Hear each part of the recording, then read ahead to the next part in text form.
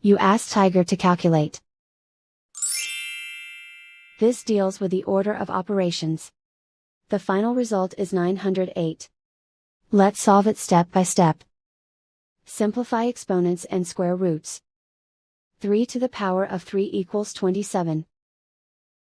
4 to the power of 4 equals 256. Perform any multiplication or division, from left to right. 3 times 256 equals 768. 5 times 27 equals 135. Calculate any addition or subtraction, from left to right. 768 plus 135 equals 903.